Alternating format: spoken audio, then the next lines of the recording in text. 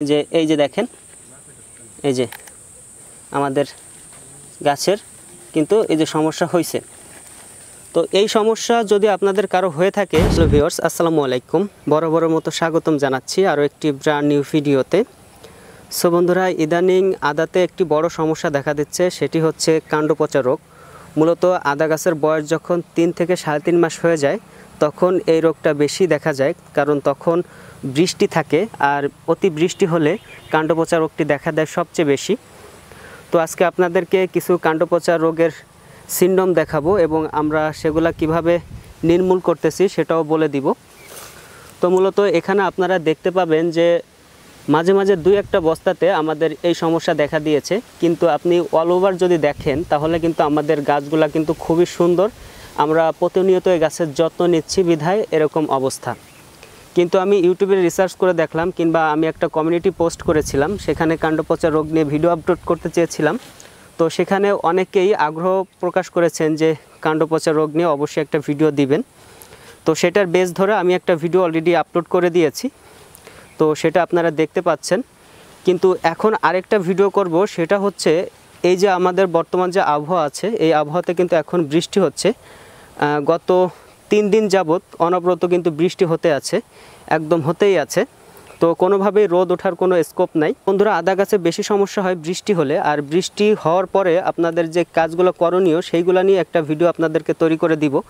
কারণ বৃষ্টির ভিতরে আপনি কোনো চিকিৎসা করলে সেই গাছগুলোর কিন্তু কোনো সমাধান আপনি আনতে পারবেন না। যখন আপনার বৃষ্টি শেষ হয়ে যাবে তখন কিন্তু আপনি গাছগুলার টেক কেয়ার করলে গাছগুলা কিন্তু আপনার সঠিকভাবে বেড়ে উঠবে। তো বন্ধুরা, এখানে আপনাদের যদি আমি দেখাই, তো এখানে দেখেন যে আমাদের কিন্তু এই সিমটমগুলো বেশি দেখা দিচ্ছে। তারপরে আপনাদের ওদিকে দেখাই, ওদিকের সিমটমগুলো আরও বেশি দেখা দিচ্ছে। মোট কথা কিছু কিছু গাছ আছে যে গাছগুলায় কিন্তু এমন সমস্যা আছে।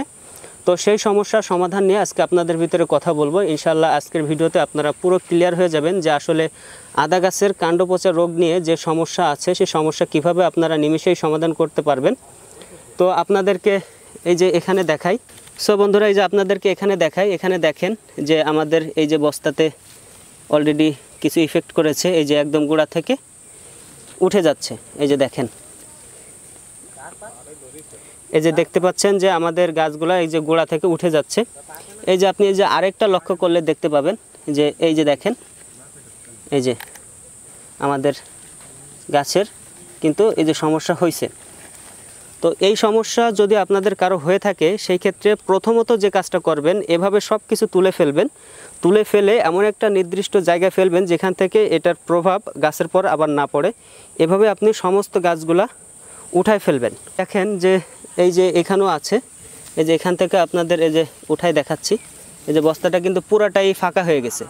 মোট কথা, আদাতে যদি কাণ্ড পচা রোগ হয় সেক্ষেত্রে আপনার পুরো বস্তার প্রজেক্টই লস। এখানে আপনারা দেখেন যে আমাদের এখানকার বস্তাগুলো কিন্তু খুবই সুন্দর হয়েছে, খুবই সুন্দর। কিন্তু মাঝে মাঝে 2-1টা বস্তায় আমাদের এই কাণ্ড পচা রোগ দেখা দিয়েছে, যেমনটি এই যে আরেকটি দেখতে পাচ্ছেন। এই যে দেখেন যে আমাদের এই যে সমস্যাটা দেখা দিয়েছে, এই সমস্যার জন্য আমরা কিন্তু অলরেডি স্প্রে করতেছি। আর এই স্প্রেটা করবেন হচ্ছে রেডিমেড গোল্ড, কারণ রেডিমেড গোল্ড ব্যবহার করলে আপনাদের যে কাণ্ড পচা রোগগুলো আছে এই রোগগুলো কিন্তু নিমেষেই সমাধান হয়ে যাবে। আর এটা আরেকটা আপনারা করতে পারেন অ্যামোস্টাটপ ব্যবহার করলে আপনাদের গাছগুলো কিন্তু সুন্দর হয়ে বেড়ে উঠবে। তো মূলত আমাদের যে গাছগুলো আছে আপনারা দেখতে পাচ্ছেন যে আমাদের গাছগুলো কিন্তু আমাদের জমির পাড়ে, একদম যেখানে আমাদের কোনোভাবেই কাজে লাগে না, সেই সমস্ত জায়গাতে আমরা আমাদের যে বস্তাগুলো আছে বস্তাগুলো কিন্তু আমরা সাজিয়েছি। তো দেখেন যে কিভাবে আমরা সাজিয়েছি। তো মূলত আজকের ভিডিওটি আমরা সম্পূর্ণ করতে যাচ্ছি হচ্ছে বস্তার কাণ্ড পচা রোগ নিয়ে। এই যে দেখেন, এই যে এখানে ওই যে কাণ্ড পচা রোগ আছে, এই যে দেখেন, এই যে দেখেন। তো এভারেজে আমরা হিসাব করলে আমাদের যে 10,000 বস্তা, আমাদের 10,000 বস্তার হিসাব আমরা পার্সেন্টেজ যদি করি সেক্ষেত্রে খুবই কম। 1000 বস্তার ভিতরে আপনার হয়তো বা 5 পিস 10 পিস বস্তাতে এরকম সমস্যা হয়েছে। আপনারা যারা এই সমস্যাটা ফেস করতেছেন, আপনারা কিন্তু আমাদের এই টেকনিক অবলম্বন করলে আপনারা কিন্তু এই সমস্যা নিমেষেই সমাধান করে ফেলতে পারবেন। তো আজকের মতো ভিডিওটা এই পর্যন্তই। সবাই ভালো থাকবেন, সুস্থ থাকবেন। আল্লাহ হাফেজ।